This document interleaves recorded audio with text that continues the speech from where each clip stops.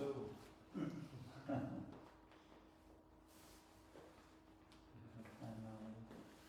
So does anybody remember anything from yesterday?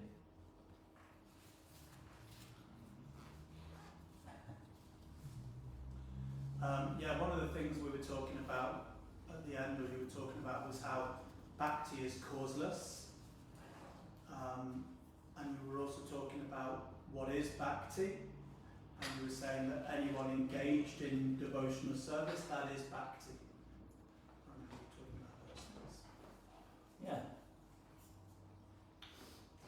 Anything else? Yeah. That's a general review. We discussed about the Bhakti ladder and the express way. Yeah, the good fortune of meeting a pure devotee means we get the express elevator instead of the long-term or the long-winded way.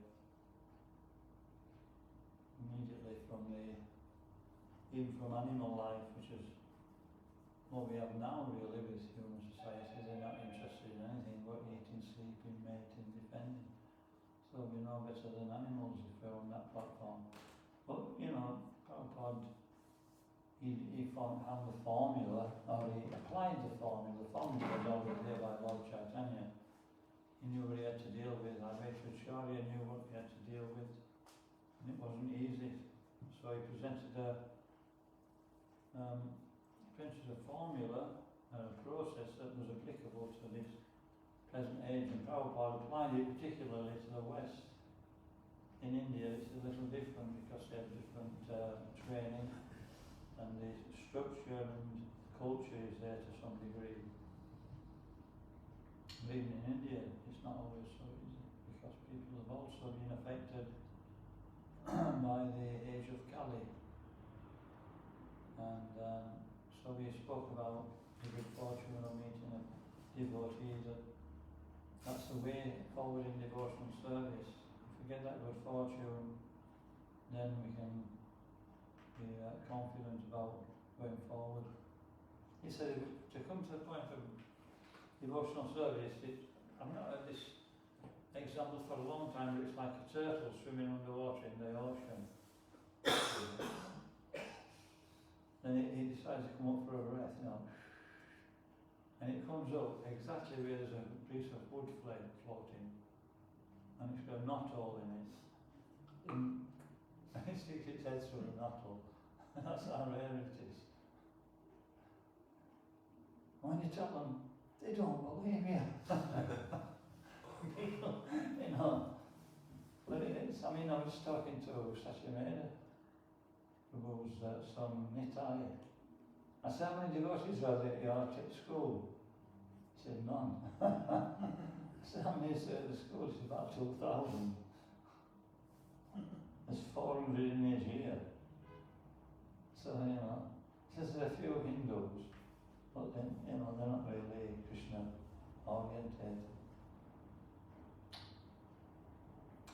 So, Manushanam Sahasreshu Kashchit Chatarasidaya.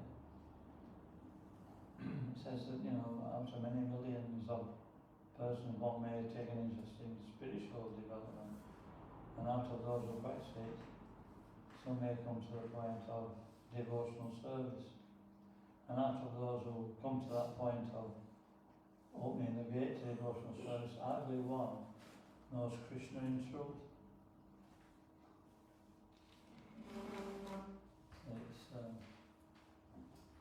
It's grim. It's a grim situation. I used to have a friend who used to do that.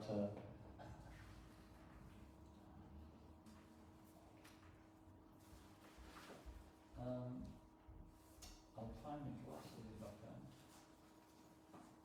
Otherwise,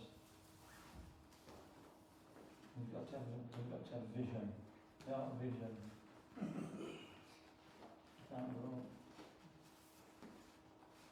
But sometimes you forget your classes. You have to have another type of vision. What's that? It's called Shrutechita. You have to remember what you wrote. Shruta means hearing. to be seen with ears through Shastra. So this particular topic we've been discussing yesterday, today, and hopefully we'll carry on tomorrow, is the glories of devotional service. I've just come to devotional service yesterday, and the yoga ladder is the most expedient process. And how do we get Bhakti? Where does it come from? And how do we progress in Bhakti? So it was like initial, then we pointed out that, what is a devotee anyway? And I made the proposition that we can't understand who's a devotee. It says that in Shastra. A normal person, he'll not be able to understand who's a devotee. He'll not be able to understand the activities of a devotee. And in devotional service, we can't understand the activities of another devotee. Especially somebody who's more advanced. They look like, the things that we would do, but they're completely different. They're for a different reason. So it takes one to know one. We have to be advanced. And so we're just reiterating. Then we talked about Vritrasura, remember? He was a big demon. He was trampling demigods. You can't imagine it, can you?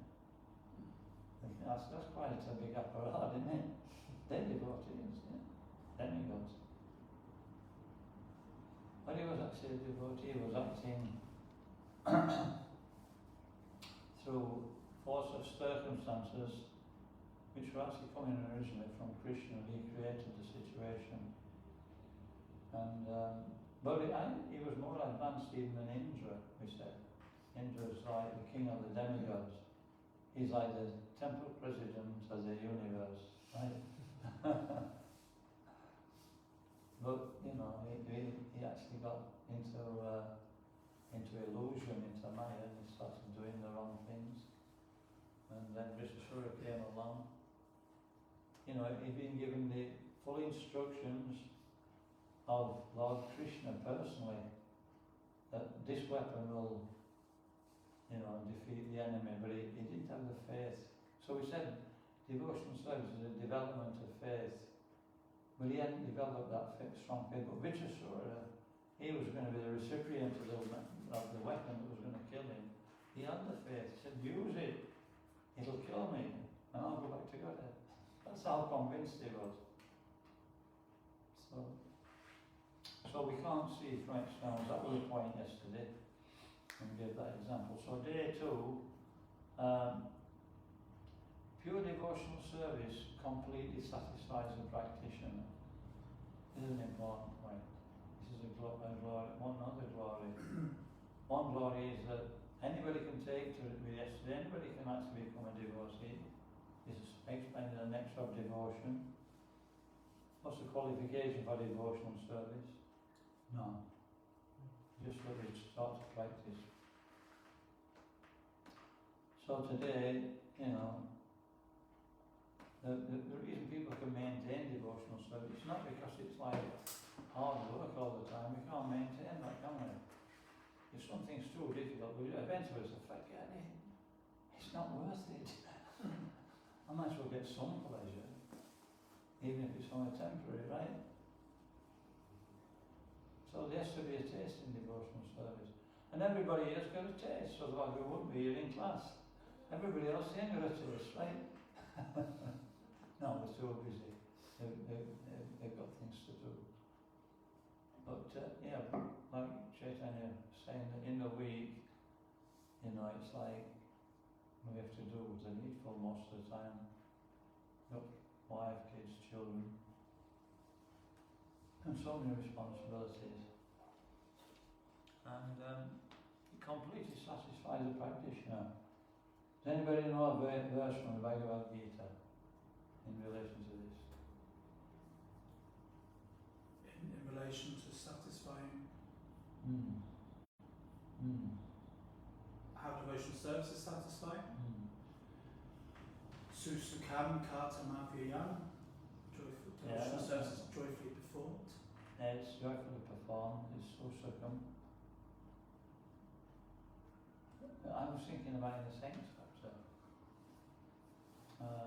Vishaya Nivarayante, Nehirasade, Raso Varjan, Rasopyasya, Padam Drishta Nivarate.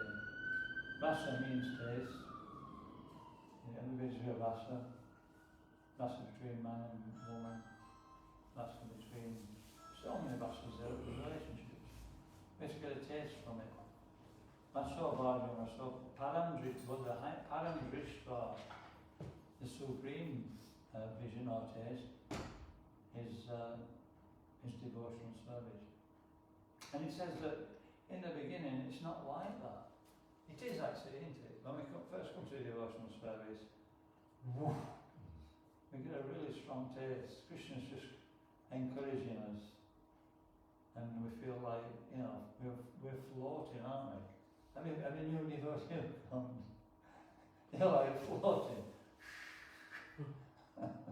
So we need that. We need something to actually latch on to. But then we have to start working at it.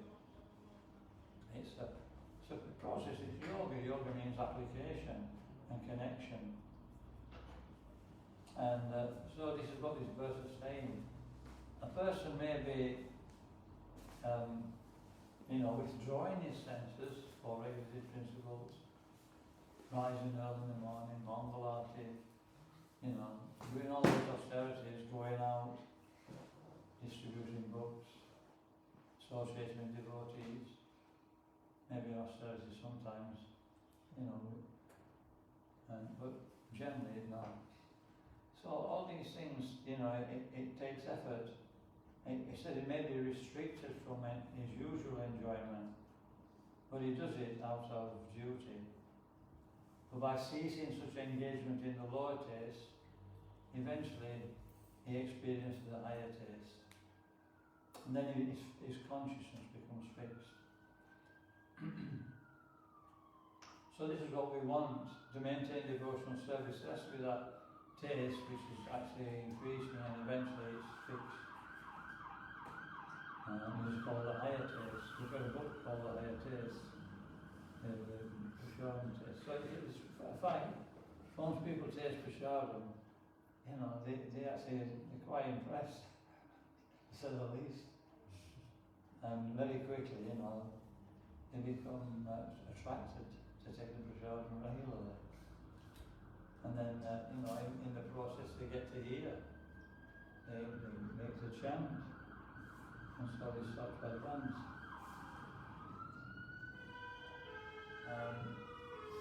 So this is what maintains our devotional service. So that actually, it says that this process is even more powerful than liberation. Liberation. Can you imagine being liberated from all material responsibilities, all grief?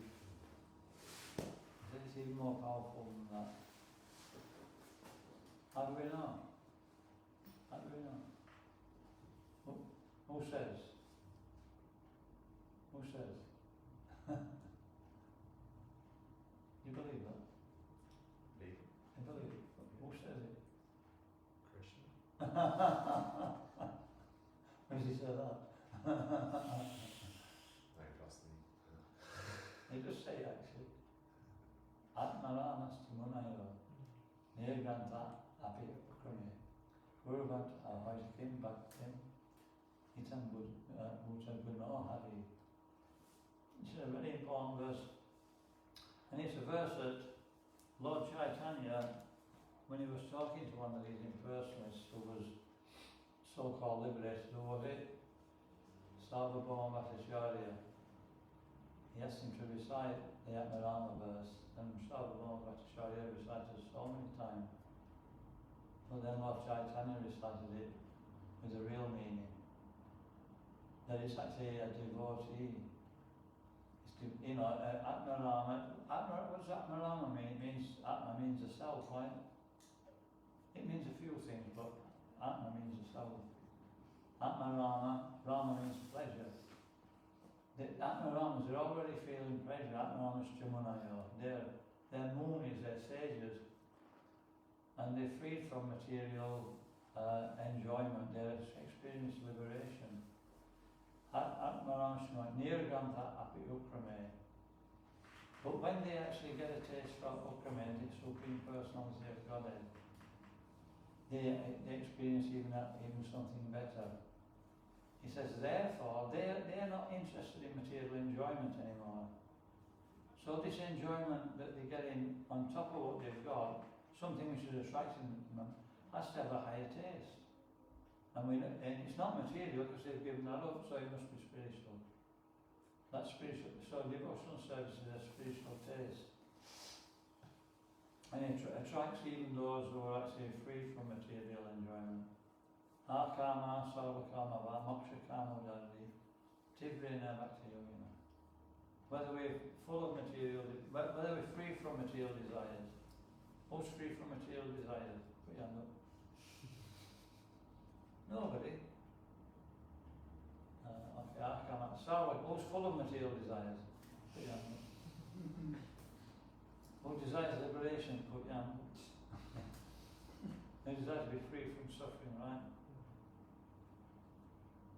He said, whatever state of mind we're in devotional service will attract us. We spoke about that yesterday, but now it attracts even those who are on other paths. Okay, we'll go on a little bit. So this is the glory of devotional service. First of all, it's available to anybody. It attracts even liberated souls. It's not about doing that, is it? What's the next one then? Let's have a look what it says here about Atmanam. I've written part of the purport just for our authenticity. By his personal features and transcendental attributes, the Lord attracts all psychological activities of a pure devotee. Such is the attractive power of Lord Krishna. The attraction is so powerful that a pure devotee never hankers for any one of the four principal religions. These are attractive features of the transcendental attributes of the Lord. What's the four principles of religion? Dharma. Truthfulness. Dharma, Artha, Cleanliness. Dharma. Yeah. That's what people practice religion for. They don't go to church for nothing. You know, they're going to get something from it. What they're getting? Ching, ching, ching. Ashirvad, isn't it? Well, but no, it's not Ashirvad, it's give me, give me, give me. And so then they get, by Krishna's mercy, and then they feel encouraged. And adding to this, the words api and cha, one can increase the imports ultimately. According to Sanskrit grammar, there are 7 synonyms for the word api. Can you open that? So by interpreting each and every word of this sloka, one can see unlimited numbers of transcendental qualities of Lord Krishna that attract the mind of a pure devotee. Something we can't even comprehend. A little bit earlier, we were saying it's rare, right? Rareness of devotional service. So, we'll just start. First of all, we did the yoga. There's a gross materialists. They're not interested. And there's some people who start to, practice a transcendental process. And some people start to try to develop knowledge. They call them what? Gyanis. We try to understand something higher than our present experience by Gyan, by study of Shastra, or at least study. So these generally fall into 2 categories. One's an impersonalist, he doesn't understand God, and one is a personalist. And out of these 2, most are actually impersonalists. But out of the personalists who approach God, there's 2 kinds of personalists. One is a Mayavadi. It makes sense, does it? Because he worships God, but he thinks God is actually a representative or an emanation from the material energy. So it's Maya. But he realises that this type of worship works. He's a deity, and they worship the Pancha, what is it? Pancha-upasana, 5 deities. Lord Shiva, Lord Brahma, Ganesh, what's the other one? Sun god. Eh? Sun god. Sun god. Surya. I don't think so. It's a Durga and What's the other two? Can anybody remember? Lord Vishnu is also. Anyway, and then when they start to get relief from the material energy, they think they've achieved perfection, they give up the worship. But they are worshipping personal forms. And then there's a pure devotee who worships Krishna. So these are, so we can see there's a, it says, let's have a look. This is a verse from Srimad Bhagavatam. Muktanam Apisidanam. This is the 45.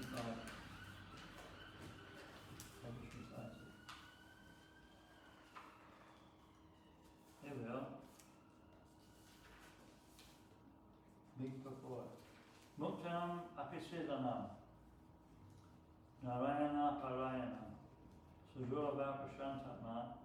Kotish Api Mahamani. O great sage, among millions who are liberated and perfect in knowledge of liberation, one may be a devotee of Lord Narayana or Krishna. Such a devotee or such devotees who are fully peaceful are extremely rare.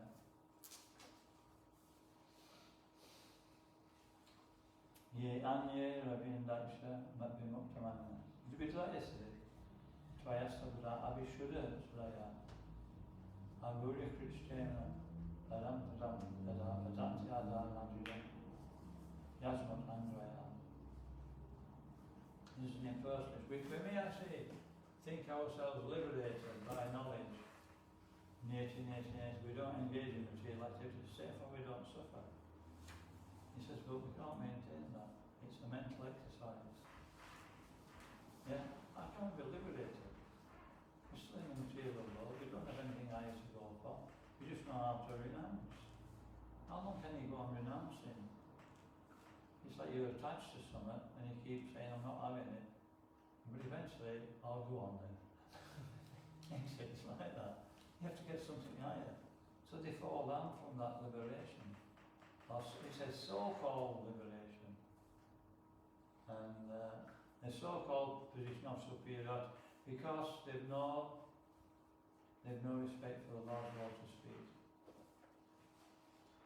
It says they call a devotee a Narayana Parayana, pure devotee. What's the other one? A Narayanayana. Narayanayana. So, what's the difference? A Narayanayana. A Narayanayana means it's like they worship some form of the Lord. It says there's 90,000, I thought there were 33 million demigods, right? Is that right? So we agree. So here it says, this is in the purport as well. Narayana means 90 million demigods and 70 million sages. These are the ones who were Narayana Nayana. Which one are we? Probably not. We're trying to be a Narayana Parayana, right? And it says these Narayana, we're going to a verse with Narayana. Narayana Parasave Nakatusham Bibite. Svarga Apavarga. What's Svarga? Svarga is heaven, the heavenly planets. Apavarga, liberation. Narakeshu. What's Narakeshu? Hell. It says these Narayana Parayanas, they're not actually interested in where they live. They're not interested. Wait a minute, have you guys up there? Yeah, Everybody's looking up there, is it Yeah. up there? Yeah, put the translation. Okay. So the Narayana Parayanas, they're not interested in they're not interested where they live. It's like brahmacharya days, isn't it? You know, it's true, isn't it? When you first contact the movement and you start living in the temple, it's actually very satisfying immediately, and you just able. Prabhupada explained that, you know, the devotees, that they were sleeping on the stairs. Okay, it's impossible. They were sleeping on the stairs at very new place, the first temple there in London. And then George Harrison came along and bought them a temple. And they all moved to Bhakti Dayānanda. And then they were taking cold showers because there was no heating. But they stuck it out because they were getting a higher taste. And I remember when I joined, you know, it's like I just weren't bothered. It was just such a nice feeling to be able to be free from all that anxiety, all that pain. Just engage in the simple activity of chanting Hare Krishna, chanting the holy name, and you know, some preaching, taking prasadam, associating with like-minded people. This is what we've got. And so a devotee is not affected. And you know, the situation was, especially in the early days, devotees, especially in New Britain, it was like it all over the movement. It was very austere. In New Vrindavan, in New Vrindavan, that part of the America gets extremely cold in the winter. And they used to have a makeshift boiler. It was a 45-gallon oil drum, which they converted into a boiler and heated the whole temple through that. So devotees solely engaged in the devotional service of the Supreme Personality of Godhead, Narayana, never fear any condition of life. For them, heavenly planets, liberation, hellish planets are all the same. Our such devotees are interested only in the service of the Lord. I'll just go a little bit here. So here Lord Shiva was speaking to Parvati. And so what was he speaking about? Remember Parvati cursed Chitraketu because he was laughing at Lord Shiva. I mean, all the sages there, they were fazed by it, they couldn't understand. They were laughing at that he appeared like a materialist, but he wasn't. But Parvati couldn't understand, and she actually cursed him. And afterwards, when Chitraketu got down from his aeroplane, he was engaged in pure devotional service. He was so free, he was flying about the universe in his aeroplane, not like these we've got now, you know, a twin turbo or something like that, you know what I mean? It was a real McCoy, like, you go into the aeroplane and there were like, you know, lakes, forests, swamps, everything was there for him. And so Chitraketu, and he had, you know, many damsels who were his Kirtanias, and he was going all over the universe chanting the holy name. And when he came to Mount Kailash, he saw Lord Shiva in this somewhat questionable situation. And after, you know, Parvati cursed him, he got down from his aeroplane and he paid his obeisance to her. He says Chitraketu was such a powerful devotee, he could have reversed the case. But he chose to accept it because he saw, well, this has happened for a reason. You know, it must be Krishna's arrangement. I shouldn't actually struggle against it. So that's a devotee who's always seen what is Krishna trying to teach me here. And so he accepted it, and she cursed him to become a demon. And he said to Parvati, my dear mother, please accept my humble obeisances. I can't remember the exact words he used. He said, but I gladly take this curse. And, you know, he actually appeased her. And, she, you know, mouth open. She didn't know what to say. And Lord Shiva then started to preach to her. Says, just see the glories of a devotee. Even though he's been cursed to become a demon, you know, he's actually got the highest, he's got a pleasure, his experience of life we can't even imagine. A freedom which we can't even imagine. And he's cursed to become a big demon. And he just accepts it. Because he knows why. Narayana Parasa. Because he knows that if he's engaging in Krishna's service, he'll feel Krishna's presence, he'll feel satisfied. It's imperceptible. Externally, it doesn't look like that.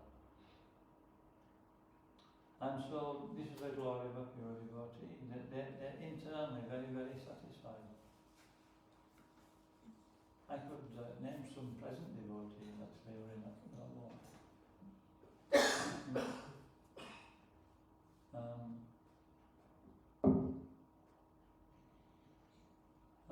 Lord Chaitanya, what does he say about this higher pleasure? He says, he showed it himself actually. Lord Chaitanya, he came to experience Mahabhava, the feelings that Srimati Radharani had towards Lord Krishna. But externally, he acted just like a person who was completely renounced. He took sannyas, you know, he had the heartbreaking experience of leaving his loving mother and his young wife, only 16 years old, because she was as beautiful as the goddess of fortune. He left all that and he was renounced for a higher purpose. And so he actually, there's a verse in the Chaitanya Charitamrita which explains Lord Chaitanya's mood. And when he sees that same renunciation in his devotees, how he feels. He says, Mahaprabhura Bhakti Ganera Vairagya Pradhan Hanek Vora Bhagavan. He says, renunciation is the basic principle sustaining the lives of Lord Chaitanya Mahaprabhu's devotees. They call the regulative principles of freedom. When we follow these principles, four regulative principles, follow the don'ts and follow the do's, he says, it sustains our devotional service. That effort we make actually keeps us in a very comfortable position in devotional service. It's just, you know, a rough example is if you go into college, you're a college student, yeah? So if you put the work in, afterwards you're glad you did, aren't you? Is it? You put the work in and then afterwards you feel great. Yeah, I did my bit, I got through the exam. You feel, you know, that's a rough example, but that's what the same with devotional services. When we follow, we go through the, you know, the resistance of the mind, and afterwards we feel enthusiastic. And so like this, when Lord Chaitanya, so that's how it sustains us. In material life, we have to go through the same thing, you know, to get some material pleasure. Look at the effort you have to put into it. Yeah, you got to work all week. You know, it's a job you don't necessarily like, with people you don't necessarily get on with. What for?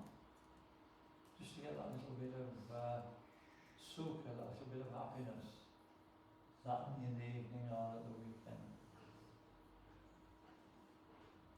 He says when Lord Chaitanya sees that renunciation of his devotees, he becomes very satisfied. Why? Because he knows the devotees are well situated. This is you know, Lord Chaitanya is like the spiritual master. This is the position of the spiritual master. His sole purpose is to make sure that his devotees stay on the process of devotional service and make advancement. So when he sees the symptoms that they're actually applying the process, he becomes very happy. And when he doesn't see those symptoms, he becomes unhappy. What's one of those symptoms of which he's not so satisfied with? They're not really.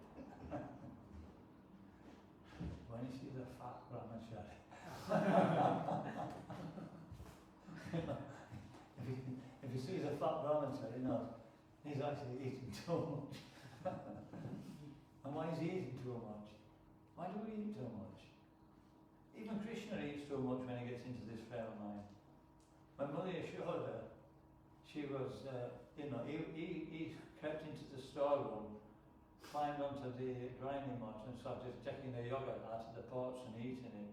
Yeah? But he was full of anxiety because he knew his mother would find him eventually. And so in order to curb the anxiety, he started eating more. You know what I mean? When we get into anxiety, we tend to eat some. So even Krishna does it. So when they're devoted in too much anxiety, then the only recourse is to take more prasada. I mean, it's okay, but, there's a limit. You know what I mean? We say when you first come to the moon, what do? You eat up to the neck. But then, after a while, up to the Adam's apple. We have to then start. So yeah.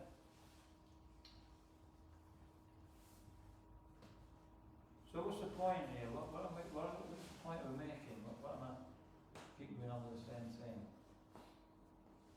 The devotional service is actually got a taste, and we're all experiencing that. And we'll experience more the more we practice. And we become free from so many anxieties. Even though we've got them. I used to visit in Manhattan. Well, it was a meeting in Manchester every week. I lived in Rotherham, that's next door to Sheffield. And I used to, drive over every 50 odd miles to Manchester every Sunday. And he was with Rancho, he was a Prabhupada disciple. And he'd be giving class. And then one week I went, and this young brahmachari, yes, I mentioned this before. He was sat on the cushion. So serious. You know what I mean? Like 19, 20-year-old, I was about 31, 32, something like that. I thought, who's this whippersnapper, preaching devotional service? Because I'd been used to listening to an experienced devotee. I thought, anyway, I'll. And he started preaching, he started talking, and at one point he said, if you chant 16 rounds of Maha Mantra, all your problems are over. And I thought, I don't believe that. I don't believe that for 1 minute. How can all the problems be over? You've got bills to pay, your car's broken down, people are getting on your case. That doesn't go away by chanting Hare Krishna, does it? I've got exams to pass. That lecture, I can't stand it. And so afterwards I thought, I'll not challenge him in class.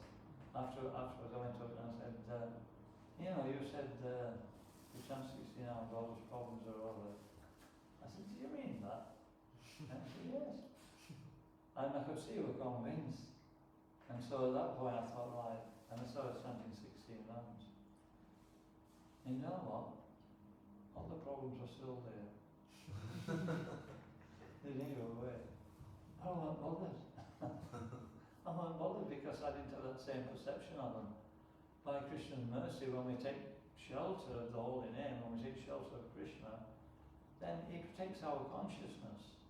He allows us to actually experience a higher taste, and this encourages us to actually practice more. This is why it's so important. We can do, we can hear, and it's good, but that hearing should enthuse us to start chanting. And then when we experience the effect of chanting, we get conviction. It's not just a theoretical thing anymore, which at any moment we can give up. It becomes something solid. So this is what we need in devotional service.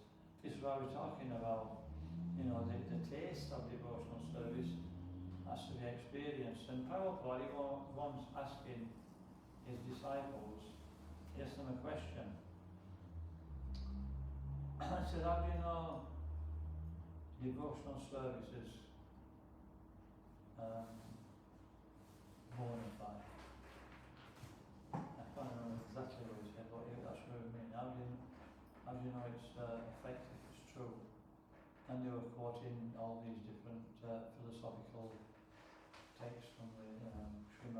and he didn't accept them, and he usually did. He accepted, the word of Shastra, but he completely turned everything on its head. And then one devotee went and said, "We can feel Krishna," and Prabhupada said, "That's it. All these things are to bring us to that point where we get a taste. We can feel Krishna working in our life. That's what keeps us fixed in devotional service."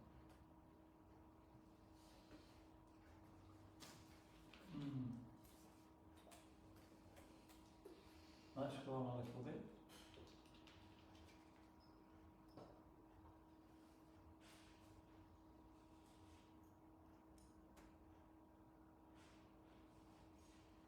Okay. So we tell us a story, some examples from Shastra, right?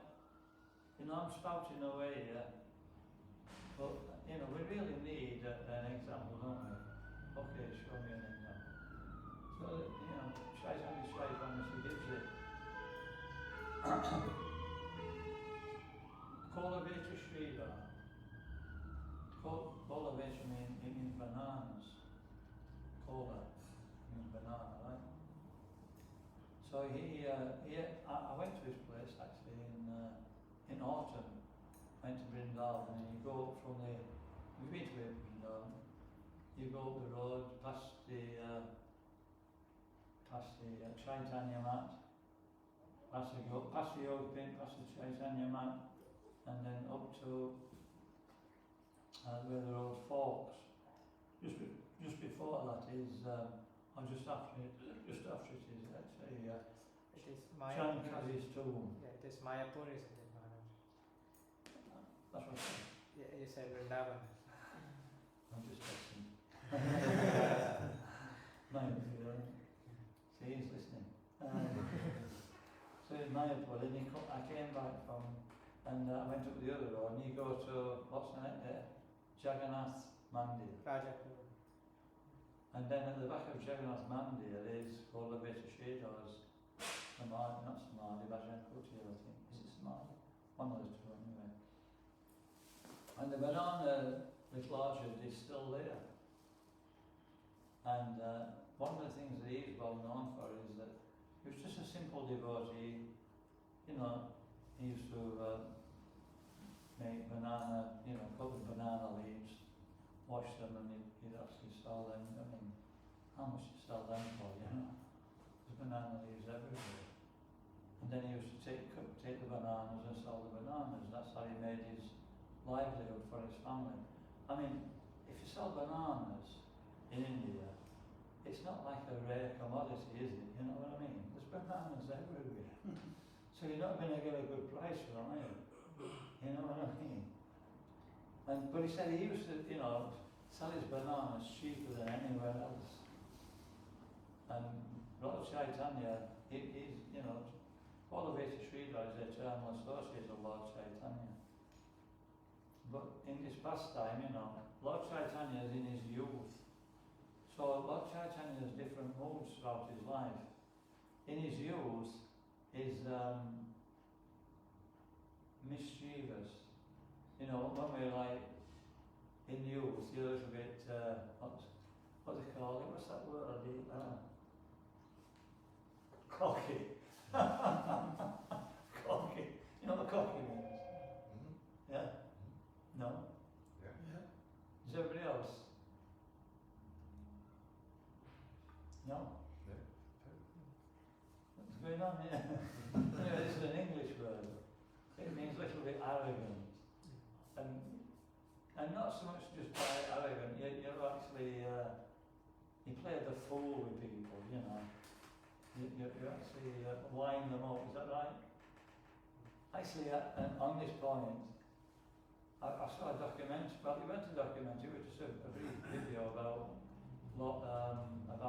George Harrison.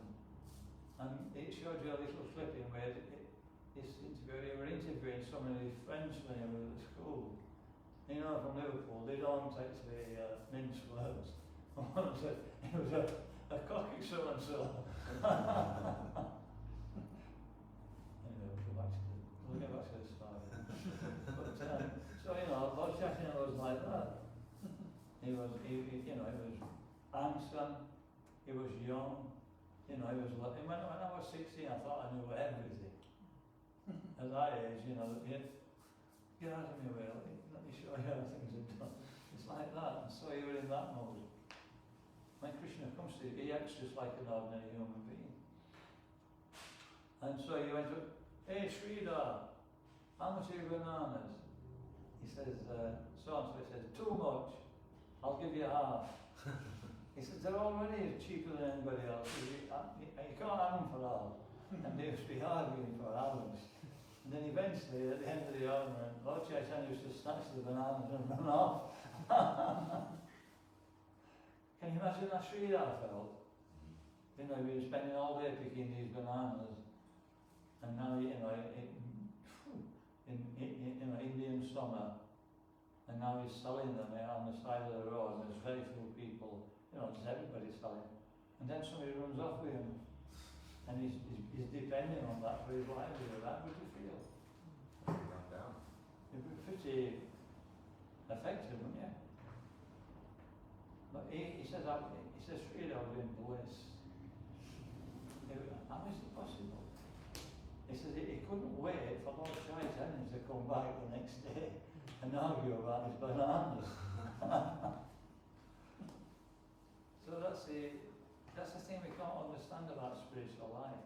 That's what anybody who sees it, they can't understand. They can't understand what makes a devotee tick.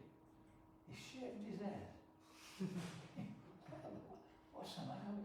He's wearing those bed sheets, and he's ringing bells and chanting this strange mantra in the middle of Newcastle, making a complete fool of himself. That's the way people think. But then when they look close, think, these guys have got something.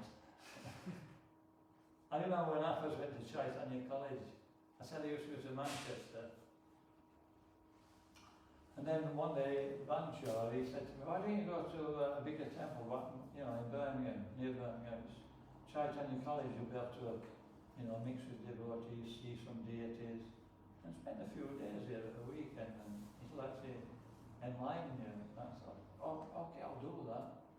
So that weekend, following weekend, I drove down to Chaitanya College. I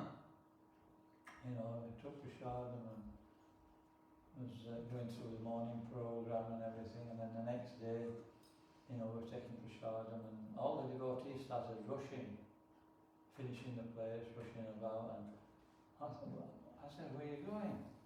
He said, we're going on Sankirtan. I said, are you coming? I said, what's Sankirtan?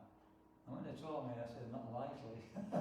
So my first reaction is that I'm not going out there, ringing bells and making a fool of myself. But then, about 2 or 3 hours later, they came back. And when I saw the faces, I said, when are you going on Sankirtan?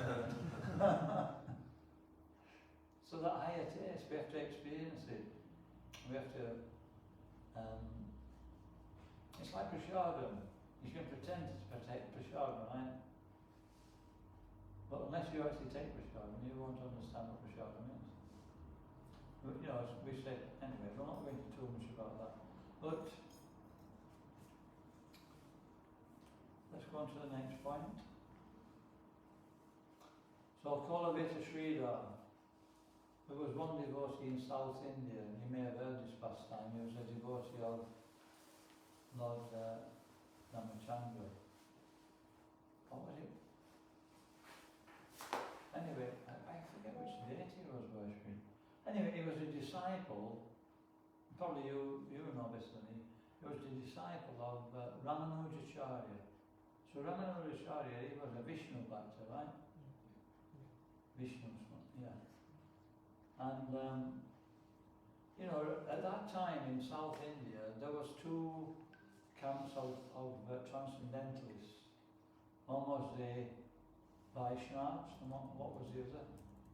The Shaivites, the Shiva worshippers. And there still is. And so, at that time, one of the king of that particular part of South India, he was a Shaivite. He was wanted to establish over Vaishnavism, Shiva worship. He wanted to, because he was a Shiva Bhakta. They call him Kolatunga, King Kolatunga. And he was very cruel.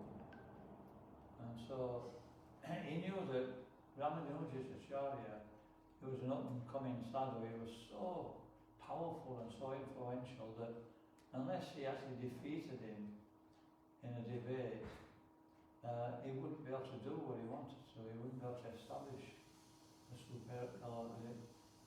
so-called superiority of the worship of Lord Shiva. So he organised a debate, and he invited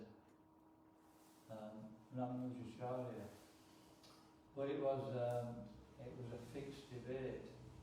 Because what he was going to do, once he came into his palace, and everybody was there, when they had the debate, if he won, he was going to kill him. And if he lost, he was going to do the same again. But he arranged it that way. And but one of the palace, workers, for want of a better word, he was actually close to the Vaishnavas, and so he told the devotees or the disciples of Ramanujacharya what was going to happen. That he can't win, even if he defeats him. So one of his disciples, he called him Kuresh. Kuresh was a very strong devotee. And so Kuresh decided, we won't tell Ramanuja, I'll go in the dress of Ramanuja in his place and I'll argue with the Brahmins. And so he went and with another devotee, and he placed the Ramanujacharya, and they had a discussion, and Kuresh won. And so, the king ordered his men to threaten him, if you don't become a Shrivite, a Shaivite, then we'll torture you, we'll kill you. And he said, what can I do? I said, I'm a devotee of Lord Vishnu, I always will be. And so they tortured him. Both him and his friend, what they did, they actually plucked out their eyes, tortured them. His friend died from the torture, and Kuresh, he actually took him out into the jungle and just left him to die. Anyway, he didn't actually. He managed to, somebody found him, I think it was, Krishna sent his representative, and they brought him to, I forget which city it was. But anyway, Kumbhakarna, is it? And when Ramanuja told Ramanuja about what had happened, he went to see Kuresh, and it was like heartbroken with his disciples, and had gone through so much pain just to save him from being put into difficulty. And so he said, Kuresh, pray to the deity, and the deity will give you your eyes back. And so Kuresh said, I'm okay. He said, no, pray to the deity, I want you. First of all he said, I want you to actually ask the deities. So he went to the deity and he prayed. And the first thing he prayed for is that the person who gave the wrong information about going to the palace for the debate, he was actually a cheater, but he was a friend of Kuresh. But he actually gave the wrong information so that he would go there and Ramanuja would be killed. And so first thing he says, I want that, I forget his name, I want that person to get pure love of God. And so the deity said, this is what you ask for. Ramanuja said, you should ask for your eyes back, I'm prepared to give you your sight again. He said, no, free this person from his sin. Tatastu, so he came by, and Ramanuja went to see him and said, so, do did you ask for your eyes back? And he told him whether he prayed for this other person. He said, look, go again and ask for your eyes back. I'm your spiritual master. I'm ordering you. Go and ask for your eyes back. So Kure said, okay. So he went back. And then he prayed to the deity, and he prayed so nicely that the deity appeared in his form, and he said, ask for me a benediction. And Kuresh prayed that I want that King Kolatonga will become free from his suffering, and he'll go back to Godhead. And at that time, Kolatonga, because of his nefarious activity, he developed a huge abscess on it, like he nearly got 2 heads, and he was full of worms, and he was creating so much pain. So he asked him to be relieved from that and to be delivered from the material world. And so the deity, he had to accept again. And then Ramanuja came back again and pleaded with Kruesh. But Kruesh then said, he said, look, I'm experiencing so much happiness. I'm seeing the Lord at every moment. I'm externally blind, but internally I'm not blind. He says, I'm experiencing the reciprocation with the Supreme Lord, so I'm please, let me just carry on experiencing this. And so Ramanuja Tatasturi accepts. So this is the pleasure of devotional service. It's beyond our imagination. We get a little taste to keep us going, but we should, we should capitalise on that taste and carry on. When Krishna sees that we're ready, then we'll get it. Krishna wants to give us that more than we want it. We sometimes think the other way, right? We're doing so much and it's not coming. When's this higher taste I keep reading about? We're already getting it to some degree. But we're not pure yet, that's why. We spoke about this yesterday, didn't we? If we don't become pure and we get the higher taste, we'll think, I'm okay. We won't get rid of our anarthas, our attachments. So it's 8 o'clock, and the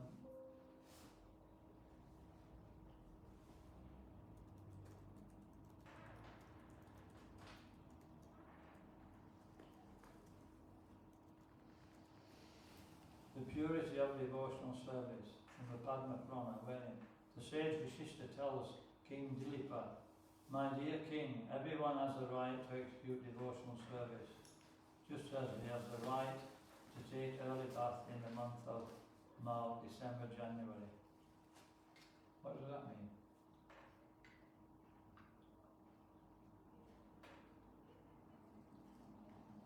Who wants to take bath in the month of January outside in a freezing river? Put your hands up. This is what it means. That devotional service may be a challenge in the beginning, but it's our rightful duty to perform it. We've all got that benediction. So, but in due course of time, these things will be something we actually relish. You know, when you perform some austerity, and it's really difficult, but then when you actually get the result, you look back on that austerity with affection. Yeah? You don't feel the same about it.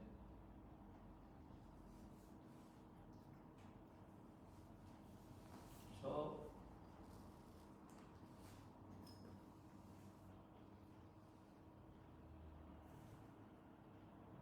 we stop there.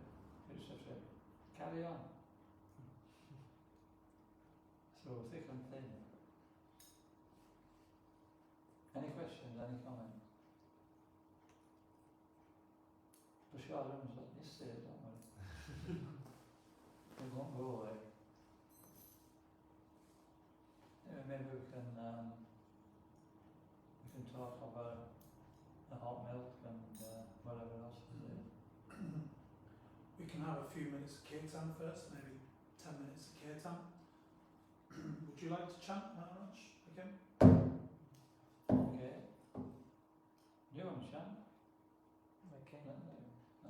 us a jump